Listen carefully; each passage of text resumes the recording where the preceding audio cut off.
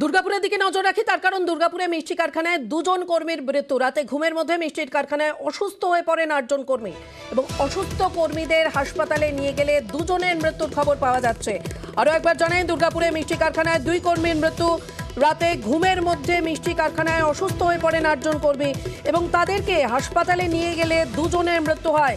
কেন মৃত্যু, কিভাবে মৃত্যু এবং কেন এইভাবে তারা অসুস্থই বা হয়ে পড়লেন, মিষ্টির কারখানার মধ্যে থাকাকালীন কেনই বা তারা অসুস্থ হয়ে পড়লেন, আমরা একটু জানবো। অর্পণ রয়েছে আমাদের কাছে। অর্পণ,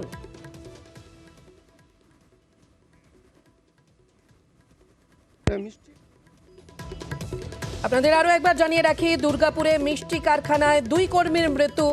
অসুস্থ কর্মী যারা হাসপাতালে, তাদের নিয়ে যাওয়া হয় এবং সেখানেই দুজনের মৃত্যু হয়। রাতে ঘুমের মধ্যেই মিষ্টির কারখানায় তারা ছিলেন এবং মিষ্টির কারখানায় থাকাকালীনই 8 জন কর্মী অসুস্থ হয়ে পড়েন। পরে তাদের হাসপাতালে নিয়ে যাওয়া হলে সেখানেই দুজনের মৃত্যু হয় এবং এখনও 6 জন কর্মী তারা হাসপাতালে ভর্তি রয়েছেন। 8 জনের মধ্যে 2 জনের মৃত্যু হয়েছে, 6 জন কর্মী হাসপাতালে ভর্তি।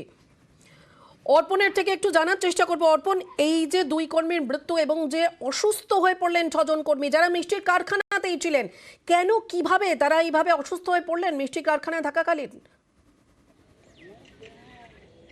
দেখো, 8 জন যে মিষ্টির দোকানের যে কর্মী, তারা কিন্তু যে পাশের একটি যে গোডাউন, অর্থাৎ যেখানে মিষ্টি তৈরি হয়, সেখানে কিন্তু রাতে ঘুমাচ্ছিলেন এবং 8 জন তারা প্রত্যেকেই কর্মী।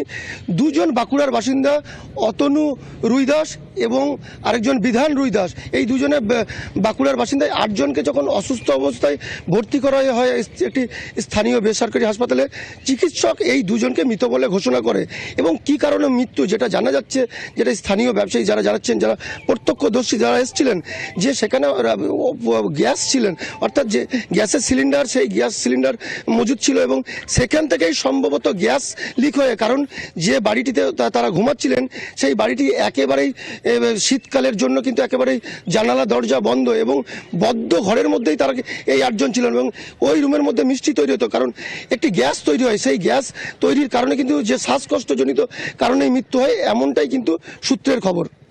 একেবারেই অর্পণ, বোঝাই যাচ্ছে। এদিকে স্থানীয় বাসিন্দারা তারা কি বলছেন এই বিষয়ে আমরা একটু শুনবো।